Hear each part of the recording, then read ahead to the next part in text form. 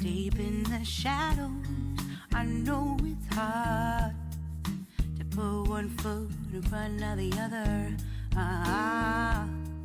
Hi guys, C Chronicles here. Welcome back to my YouTube channel. I post fragrance related content on this platform, guys, and please do consider subscribing. And to those who are returning, thank you so much for the continued support. Today's video is going to be my February fragrance rotation tray. I have also simultaneously dropped the Western one. So because I have a second channel, C Chronicles Unscripted, if you want to see my lineup of fragrances that are not Middle Eastern, you can head over to that channel. I will leave the link in the description. The very first fragrance I intend to play around with this month is going to be Gusta. My camera has a tendency to blur out when I put my hand there, so if I just drop a fragrance and I kind of like leave it like that, that is because maybe my camera will be losing focus, but for now it's okay. Gusta is Maison Alhambra's rendition of Tiziana Terenzi's Gomen. I just want to give this one a little knock because I haven't been wearing it the most. It's got that fantasy ozonic note, comes across as fresh and fruity. It's a serving of a lot of things, guys. It also lists oud and sandalwood, but I wouldn't really run away from this one if I hate oud, because the oud in here doesn't do the most. It's mostly just ambery, woodsy there, and a complex interpretation of a fruity floral scent with a touch of freshness. So we're not reviewing, I'm just giving you a little bit of a description there in case you haven't come across some of these fragrances. The next one is going to be the Triumphant Sap from a house of Paris Corner. This, guys, is a clone for Bodyseer, of course, the Victoria's Blue Sapphire. If I'm not mistaken, if I am, then I stand to be corrected. This is another one that is aromatic, a bit blue. This is a complex juice. I mean, in all trueness, they're not the same with Gusta.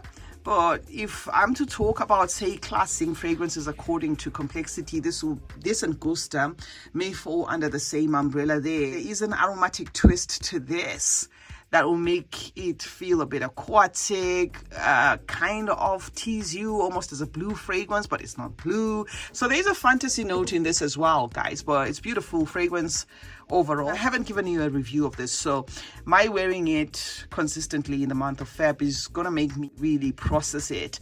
It's been sitting in my collection now for about a month, so I'm pretty sure it's gonna interpret almost to what I think it should, because when I did a first impressions of this one, I told you that it was promising to be like a stronger concoction, so I deliberately chose to let it sit there just to make sure that if it needs to macerate, it does. But it's one of the good ones, guys, from Paris Corner. If my fragrance tray is not kind of giving you what you were expecting, like the number of fragrances you were expecting, that is because I have dropped a Western one again on my other channel. So I am going to be interchanging, wearing these fragrances, like switching from the Middle Eastern ones to the Western ones. We are currently going through a rainy season. So when it's raining, our temperatures kind of drop. Okay, drop to I'm going to say to winter standards to a certain extent. So these two, in as much as they have that fresh accord in them, in our fragrances that can hold up even in cooler weather. So that was the deciding factor for me to put Gusta there, as well as the Triumphant Sap. Now AAL Secr Love, on the other hand, is just purely a fresh aquatic aromatic citrusy scent with a tad bit of sweetness there. This one shares that water accord that you get in Davidoff Cool Water. It's gonna take you to like or remind you, or I mean, to speak for myself, it kind of reminds me of a day out swimming. I think what they did with this one, which maybe they shouldn't have, was maybe they should have put it in a blue bottle, because this is a quintessential kind of freshy to me, like a blue scent, but a lot of people looking at it in this red bottle are going to judge it and maybe have a mental shortcut that since most of the Middle Eastern companies do dupes, this is probably going to be along the lines of maybe the Red Door and stuff. This has nothing to do with the Red Door, guys. This is actually an aquatic, fresh, watery kind of scent that is going to give you that summer vibe. So this I did not pick for the cold nights or when the temperatures drop. This I picked as an all-rounder for times when it's not raining. This is one that I intend to wear. So we have Milestone Ice Age from Milestone. I'm happy to learn that this house is accessible to you guys, especially in the US, because when I introduced some of them, I was quite skeptical. I said to myself, I don't want to be, yapping about stuff that you wouldn't be able to access in most of the other countries that are outside South Africa and stuff. So since you guys confirmed that Milestone has, hit the TK Maxes, I think somebody said Marshalls. They said Marshalls. So since you can access these ones, I'm going to try and hoard a lot of them and bring you like a lot in the range. This Ice Age was purported to be inspired by Lineage, but what I get is a fragrance that's closer to turquoise, Armani's blue turquoise. Okay, it does feel a little bit like Armani's blue turquoise, but it's a very complex scent there, and it does have a mix of florals and something that feels like a mineral note. Right now that I say it, it does feel as though I was going for like complex scent, like scents with like that fantasy note, because I also get a fantasy note from this. But no, that is not what I was going for. It's just coincidental that I happened to pick these fragrances because I felt, they transition well in, when temperatures drop. This is definitely from the lot that I hold a couple of months back, one that I would definitely repurchase, because this one is the most outstanding, guys, of the lot that I bought. Fifth one is going to be this Beast. Okay, I thought to bring this Beast for layering as well as to wear as a standalone, because AAL Honor and Glory, guys, is one of those heavy fragrances. So the reason why I picked it up in this lineup is I want to try and layer this one with these four. I just want to see what combination is going to come out after layering this one, especially with this and maybe just that. This I don't want to temper much with because I feel it's already doing the most. This Gusta is, to my nose, okay. But sometimes it just comes across as lacking something. Like, it looks intimidating in this black bottle, but can come across as a little lightweight to an extent. I think it's also mood specific, this Gusta, cloning Gumin. I think it's mood specific because sometimes I really feel it and sometimes I just don't. So the reason why I thought I'm going to bring this one is for the cooler nights, for the evenings, as well as to try and play around with layering it with some of these other fragrances. So yes, we're gonna be wearing Honor and Glory. Delores made a comeback. I'm loving this fragrance, and weirdly it was on my last month rotation as well, and this is the knock that I gave it, but I'm not done with it just yet. I get like a burst of candy coming from this. It's built around plum, but it mostly feels like a soda. It's really nice. It's really nice. And the weird thing about it is, in as much as I have the original of this, I didn't get that same vibe with the original when I bought the original like years ago. The original came across as plain strange, but this is very easy to like. And if, for instance, you struggle or you were struggling with the original, this is going to make you adapt, because once you wear this one a couple of times, the original one is not going to you're not going to find the original pretty strange, because this one kind of amps it up there. I think on the sugar, the candy sugar thing, it amps it up there, and it doesn't come across outright like within the first sprays as the outright decadence kind of feel. It kind of goes around and then it comes back to that decadence there. So it kind of almost like mentally prepares you instead of what decadence does. I love both fragrances, by the way, now that I have, my nose is grown, but I'm just explaining in case you want to add this to your collection.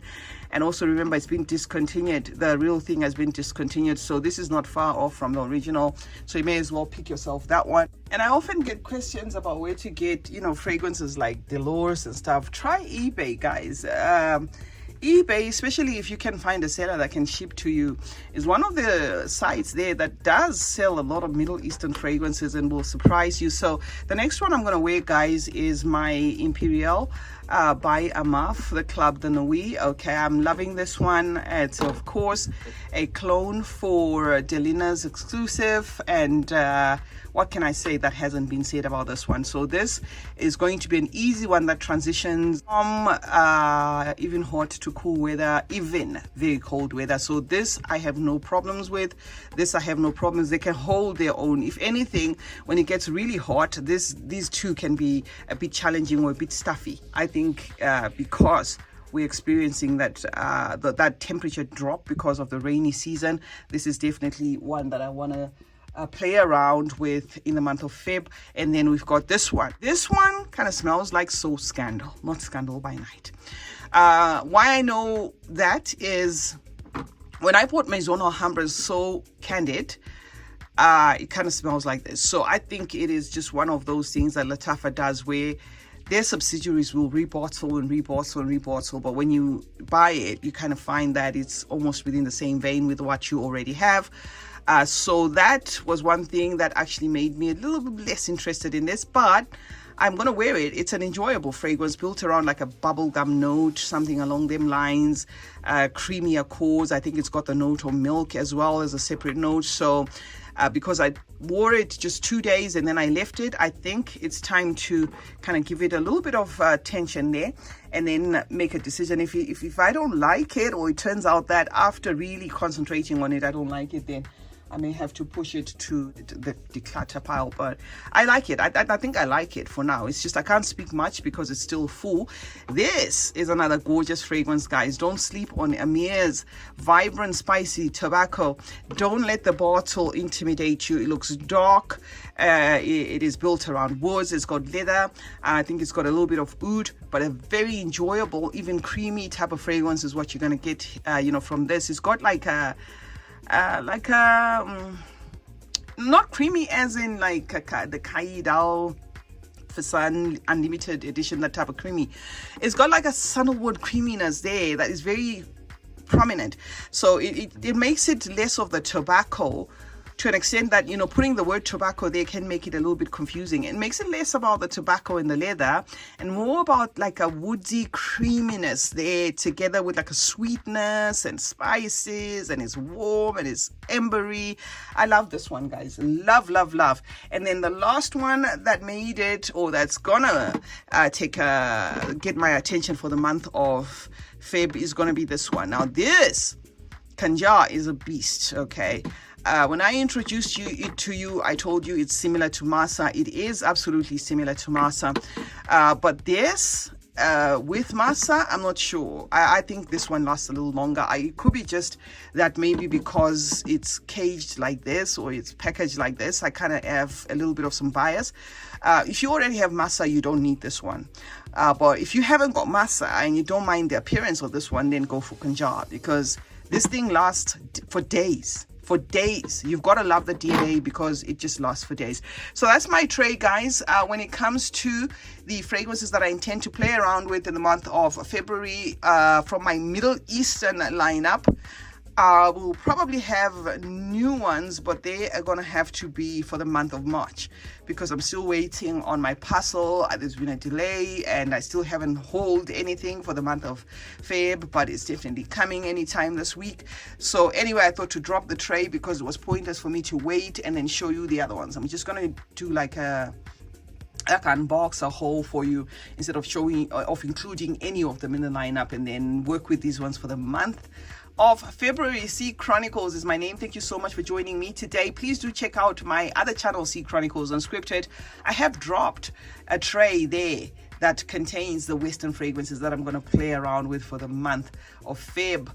Do remember to turn on post notifications on both channels, guys. That way you get to be notified anytime I upload a video. Like and share this one meanwhile, and remember that smelling good is a form of good manners. Cheers.